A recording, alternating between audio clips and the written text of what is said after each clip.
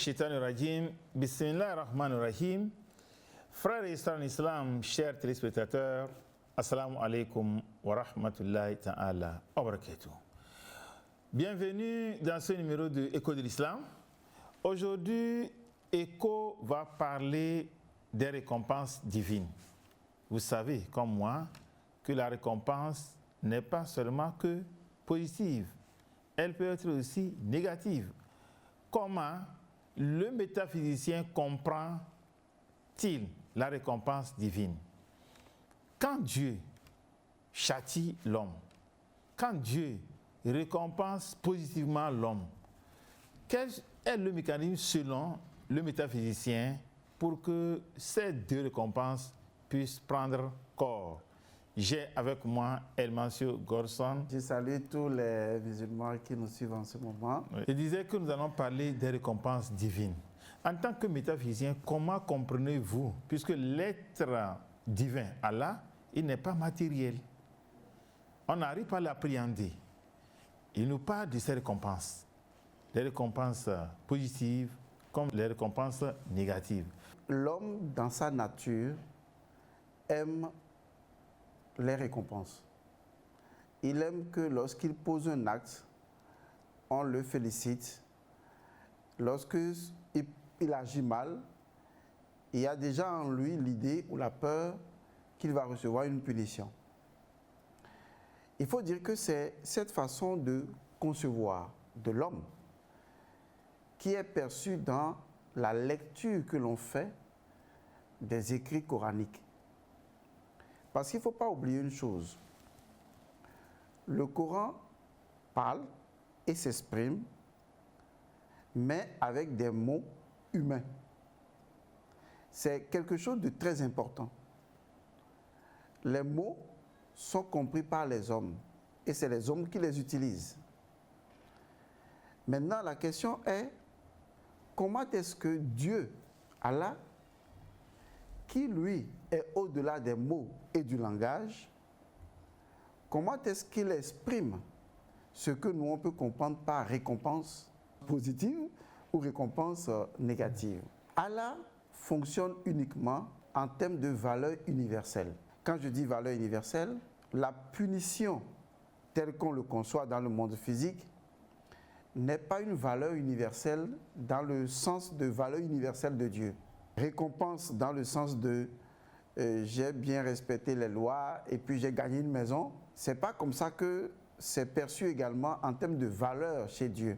Il y a une seule valeur qui résume les deux, c'est-à-dire récompense positive et récompense négative. Il y a une seule valeur qui réunit les deux. Il n'y en a pas deux. C'est l'amour. Ça peut étonner, mais je vais l'expliquer. C'est l'amour. Lorsque vous posez des actes et que après vous avez les conséquences négatives, la seule valeur qui fait que vous êtes entre griffes punis par Allah, c'est l'amour. Quand vous avez des récompenses positives, la seule valeur qui fait que vous avez des récompenses positives, c'est encore l'amour. Si vous ne comprenez pas ça, vous ne comprenez pas la façon dont le Coran s'exprime. C'est ce qui amène les gens à vouloir punir en lieu et place d'Allah. Parce que pour eux, Allah devait punir les gens comme ceci, et donc eux ils se proposent de punir les gens de cette manière. Mais ils ne connaissent pas la valeur unique à partir de laquelle Allah, le tout miséricordieux, le très miséricordieux, exerce sa récompense et sa punition. Car en effet, Allah n'exerce pas sa récompense ou sa punition selon les dictées de l'homme, mais selon une valeur qui est propre à Allah, parce que Allah n'agit que par rapport à sa nature. Et cette nature que le musulman comprendra par le miséricordieux, le tout miséricordieux, qui commence les sourates, c'est exactement ce qu'on peut appeler l'amour. L'amour, son expression, la miséricorde, l'amour est le fondement de ce qui récompense et de ce qui punit, si on peut utiliser les mots comme ça. Maintenant, vous allez me demander comment est-ce que cela se fait. Il faut dire que Allah n'est pas physique, l'indescriptible, parce qu'on ne peut pas le décrire. Si on se permet de le décrire, c'est que chacun va le décrire à sa manière. Nous ne savons pas ce que c'est, ni à quoi ça ressemble, parce que ça ne ressemble à rien du tout. On n'a pas des mots humains pour décrire cette réalité indescriptible. C'est pourquoi on l'appelle unique sans second. Et c'est important de comprendre que la définition littérale du mot Allah, c'est unique sans second. Et c'est pourquoi le musulman fait sa profession de foi en disant qu'il n'y a que Allah et rien d'autre, parce qu'il est l'unique. Lorsque Allah veut punir ou récompenser, il utilise l'amour en tant que principe unique. L'amour punit, l'amour récompense. Ça peut paraître contradictoire, mais c'est la vérité. Qu'est-ce que l'amour? C'est ça qu'il faut d'abord comprendre. Qu'est-ce que l'amour? Comment est-ce qu'un parent aime son enfant? On va partir des exemples humains pour arriver à des exemples métaphysiques. Lorsque j'aime mon enfant, je lui donne un sentiment dans lequel l'enfant sait que je le porte dans mon cœur, je le considère. Lorsque l'enfant m'aime, l'enfant me porte également dans son cœur. Donc je vais dire simplement que l'amour, c'est un principe de reconnaissance de soi. Parce qu'à travers l'amour, vous êtes venu au monde. À travers l'amour, vous vous reconnaissez avec votre papa et votre maman. Donc, au niveau d'Allah, l'amour est le principe fondamental par lequel Allah a créé toutes choses. Et donc, c'est un principe d'harmonie, un principe d'équilibre et un principe d'ordre. Et l'amour est partout. Lorsque je me comporte de façon ordonnée, équilibrée et harmonisée envers mon épouse ou envers mon mari, j'exprime quoi? L'amour.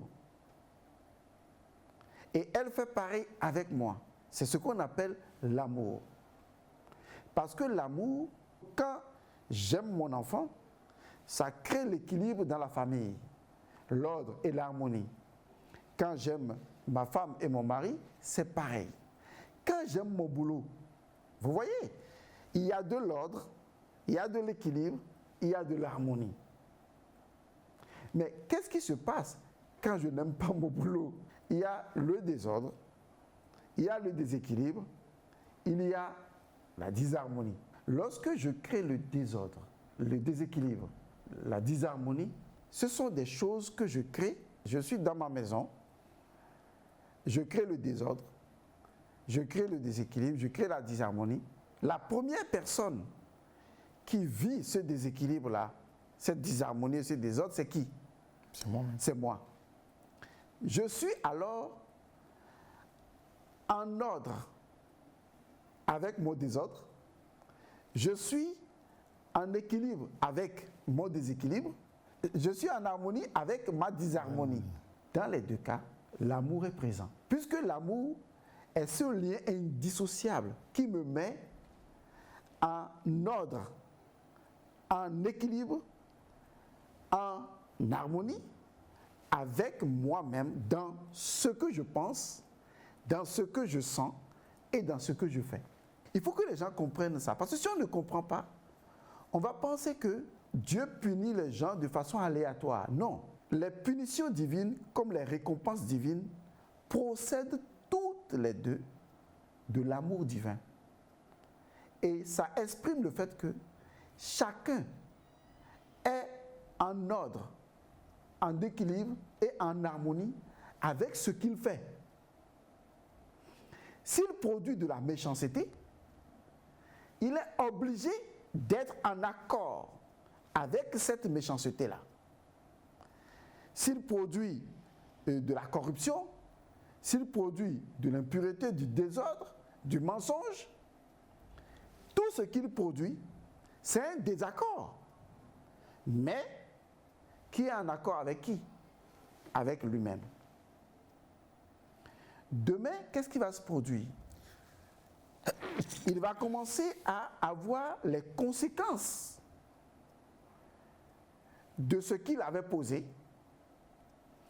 Il va avoir un enfant qui perd, ou un accident, ou il perd ses biens, ou une maladie, ou des malheurs qui le frappent. Et il va regarder le ciel, il va dire que Allah m'a puni. Et Allah lui répondra, c'est toi qui dis que je t'ai puni. Mais moi, la seule loi que je t'ai donnée, c'est celle que, quel que soit ce que tu fais, quel que soit ce que tu dis, quel que soit ce que tu penses, tu es obligé d'être en accord avec. Ça ne peut pas se produire en dehors de toi-même. Ça se produit en accord avec ta personnalité intrinsèque.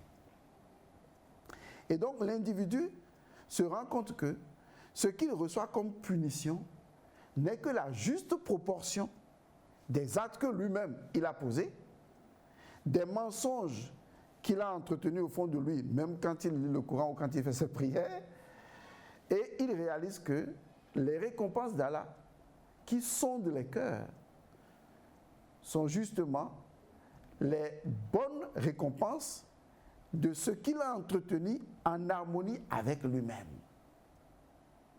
Donc il n'y a pas de punition à proprement parler, mais il y a en même temps punition.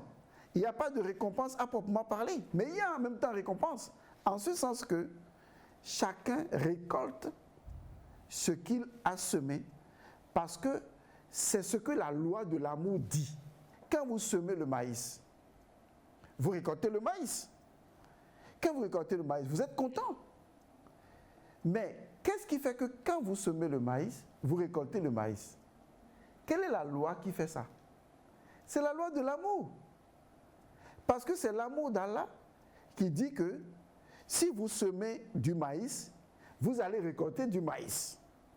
Parce que je ne peux pas semer du maïs et le lendemain je vais là-bas et je récolte des cailloux. Là je vais dire qu'il y a un problème. Mais quand je sème du maïs et je récolte beaucoup de maïs, je suis content. Pourtant c'est un seul grain de maïs que j'ai semé et j'en ai récolté beaucoup. Je suis content, on fait la fête. La loi qui a permis à un seul grain de maïs de donner un épi de maïs, c'est la loi d'amour. La loi qui dit que une cause produit un effet. C'est la loi de l'amour. Maintenant, si moi-même je décide d'aller semer quelque chose qui est contraire au grain de maïs, est-ce que c'est la faute d'Allah? Ce n'est pas sa faute.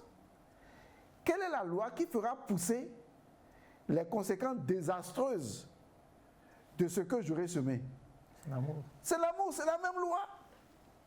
C'est la même loi. Il n'y en a pas deux. Donc, Allah vous aime comme il vous punit. Ça se comprend? Parce que son amour est là. Tu en fais ce que tu veux. Il n'arrête pas d'aimer. Mais tout en t'aimant, il peut te punir aussi. Et les tests deviennent clairs alors pour nous. Parce qu'on sait que c'est une seule loi, mais dont la mise en application étant la même, la nature de ce qui est produit ne dépend que de nous-mêmes.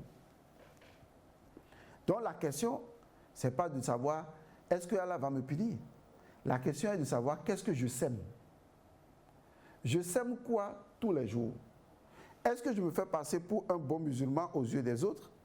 Mais au fond, eh bien, je suis tout autre chose. Si c'est ça, ce n'est pas un problème. Est-ce que je suis un musulman qui est bien au dehors et bien à l'intérieur? Si c'est ça, il n'y a pas de problème. Dans les deux cas, c'est la même loi qui va produire les conséquences selon la nature de ce que chacun va semer. L'amour te donne exactement ce que tu sèmes. C'est ce que je veux dire. Tu sèmes le maïs, tu récoltes le maïs. Tu sèmes du mil, tu récoltes le mil. Tu sèmes quelque chose dans le ventre de la femme, tu récoltes ça. L'amour, c'est la loi qui te permet de semer une chose et de multiplier la chose. Maintenant, est-ce que c'est la faute d'Allah quand les malheurs tombent sur toi? Non. Appelle ça punition divine. Mais c'est toi qui as semé et c'est toi qui as récolté. De la même façon que ça se passe sur la terre, c'est de la même façon que ça se passe de l'autre côté. Quand tu vas mourir, les mêmes choses que tu as semées, ça te suit. Il n'y a pas de, oui, au dernier moment, et bon, on va faire quelques prières et Allah va le prendre et tout va bien se passer. Non, ce n'est pas comme ça. À la limite, l'amour d'Allah seul suffit pour régler les problèmes. Tel que tu t'es comporté ici, c'est ainsi que tu vas te retrouver là-bas. C'est-à-dire que toutes les perversions, les mensonges, les vies que tu as détruites là, tu les emportes avec toi. Puisque c'est ce que tu aimes. C'est ce que tu fais, non? C'est ça que tu aimes, c'est pourquoi tu le fais. Lorsque tu mens à tout le monde, c'est parce que tu aimes faire ça que tu le fais. Allah te dit, ce que tu aimes là, c'est ça qui va avec toi. Mais si tu dis la vérité, c'est ce que tu aimes. Allah te dit, ce que tu aimes là, c'est ça qui va avec toi. C'est en harmonie avec toi. C'est en accord avec toi. Donc Allah ne punit pas indépendamment qui que ce soit. Il a déjà établi sa loi. Et chacun fonctionne en accord ou en désaccord. Dans les deux cas, pour Allah, tu es en accord avec ce que tu fais. Et tu en récolteras les conséquences ici comme là-bas. Donc tu ne veux pas mourir et dire je vais bien dans le paradis et tout. Non. Pour être sûr que tu iras dans le paradis, que Allah est pardonneur, l'amour est pardonneur. Mais il n'empêche pas que ce que tu as fait, tu vas en récolter les conséquences. Le pardon n'efface pas les fautes. Hein? Ah non, le pardon n'a jamais effacé de fautes. Tu as détruit une vie, tu demandes pardon, ça ne veut rien dire. Tu as détruit une vie, ben il faut réparer la vie que tu as détruite. Sinon, si tu meurs, tu vas dans le paradis? Non. Tu vas te retrouver avec les vies que tu as détruites. Et comme c'est ce que tu aimes faire, eh bien, tu vas te torturer avec les mêmes vies que tu as détruites. C'est ça que certains appellent l'enfer. L'enfer en métaphysique, c'est lorsque les comportements négatifs de l'individu, après sa mort, deviennent ses propres tortures. Un exemple simple, lorsque tu fais mal et que tu rentres chez toi à la maison, toi-même ta conscience te dit que tu as fait mal. Ça ne vous étonne pas? Quand tu as fait mal, tu rentres à la maison, tu dis ce que j'ai fait là, ce n'est pas bon. C'est qu'à un moment donné, tu te répètes à toi-même, bon, on s'en fout, on s'en fout, on s'en fout. Et tu n'écoutes plus ta conscience. Sinon, au début, dès que tu fais mal, ta conscience te dit, ce n'est pas bien ce que tu as fait. Quand tu restes seul dans ta chambre, ta conscience te dit, ce que tu as volé hier là, ce n'est pas bien. Ta conscience te dit ça toujours. Ça veut dire que il y a en nous la loi qui nous permet de prendre conscience que ce que nous faisons n'est pas bien. Mais si on ne veut pas, ça veut dire qu'on a fait le choix d'être en accord avec ce qu'on fait. Donc ce que tu fais, c'est ce que tu aimes.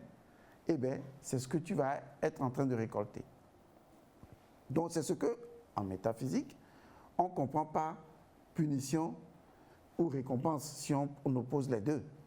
Ou récompense positive et récompense négative, c'est ce que ça veut dire. Est-ce que c'est ce qui a dit ce que tu fais, tu fais? Oui, c'est ce que tu fais qui te fait, puisque la loi de ce que tu fais, te fait, est une loi de l'amour qui dit que, si c'est qu'on pouvait le dire dans nos langues, ce serait bien, ce que je suis en train de faire là, c'est parce que je l'aime que je le fais. Que ce soit bien ou pas, si tu le fais, c'est parce que tu aimes le faire. Donc c'est l'amour qui te pousse à le faire. Par conséquent, ce que tu as fait là, Allah te dit, c'est ça ta conséquence. C'est-à-dire que c'est comme tu as semé ça. Et ça va pousser comme une graine et ça va revenir à toi. C'est exactement la loi de ce que tu fais, te fait. Mais c'est la loi de l'amour. Puisque c'est la loi de l'amour qui dit, quand tu sèmes le maïs, tu récoltes le maïs. Quand tu sèmes le mil, tu récoltes le mil. Quand tu sèmes le sorgho, tu récoltes le sorgho.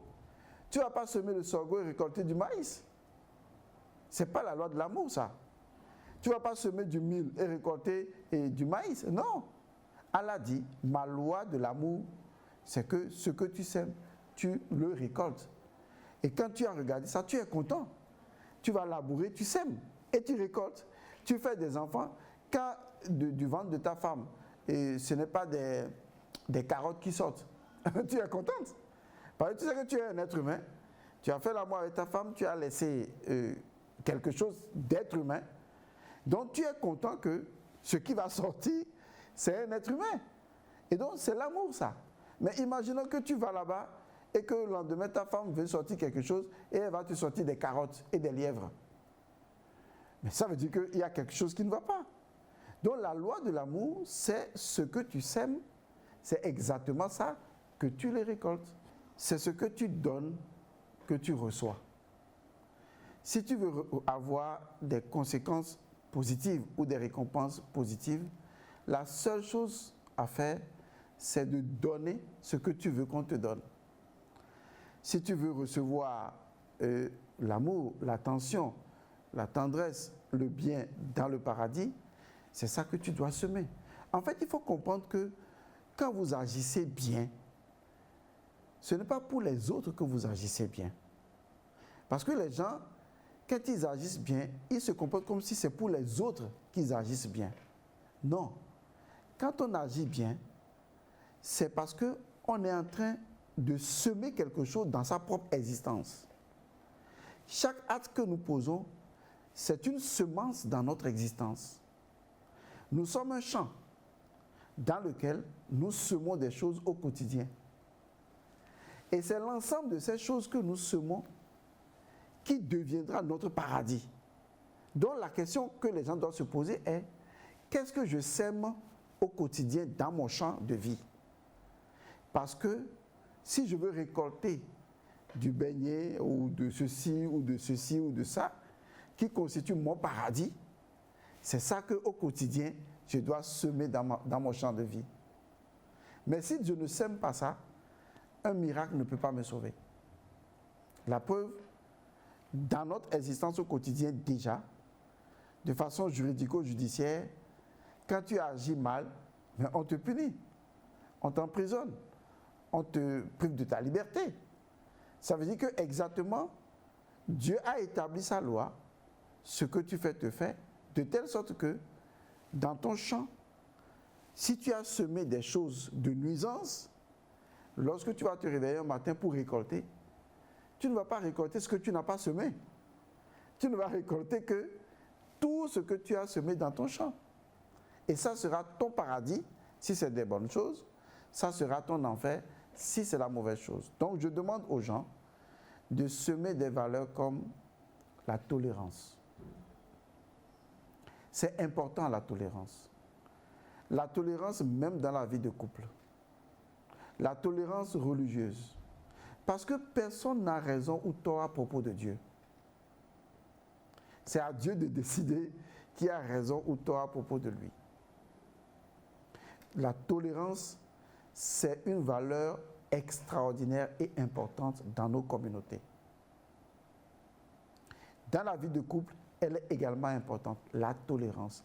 Semer la tolérance. La tolérance, c'est la compréhension que vous n'êtes pas Dieu et que c'est encore Dieu qui décide d'accepter toutes les diversités. Ce n'est pas vous qui êtes à la place de Dieu. Si Dieu ne voulait pas la diversité, il ne l'aurait pas créée. Donc ne dites pas, c'est nous et nous seuls. Non. Vous allez contre Allah. Parce que lui, il a autorisé la diversité. Pour que vous soyez tolérants. C'est également ça, être musulman. L'autre valeur qui est très importante, c'est le partage. Il faut apprendre à partager. Il ne faut pas partager seulement le Coran. Parce que le Coran, c'est lorsque tu donnes à manger à ton frère. C'est exactement ça le Coran. Lorsque tu fais du bien à ceux qui n'en ont pas. C'est exactement ça le Coran. Parce que c'est ça, semer des choses dans son champ de vie. c'est une valeur importante. Tendre la main à l'autre. La dernière valeur que je vais partager avec les gens, une valeur très très très importante, c'est le pardon. Dans les couples, comme dans les relations, comme dans les amitiés, les gens ne se pardonnent pas. Or, le pardon, c'est le niveau de jugement de votre propre résilience personnelle. C'est votre capacité à transcender vos propres conflits personnels et à vous dire, j'accepte l'autre tel qu'il est. Je lui pardonne. Vous allez penser que les gens sont ensemble parce qu'ils se sont pardonnés, non. Ils sont souvent ensemble par intérêt. Ils sont ensemble parce qu'ils veulent que les gens les voient ensemble. Mais au fond, ils ne se sont pas encore pardonnés. Le pardon est le seul chemin qui vous permet de réaliser la vérité de l'amour de Dieu. Sans le pardon, l'amour n'est pas possible. Chers fidèles musulmans, chers téléspectateurs, c'est ainsi que prend fin l'émission Écho d'Islam de ce jour. Nous allons nous retrouver la semaine prochaine. D'ici là, wassalamu alaikum wa rahmatullahi ta'ala wa barakatuh.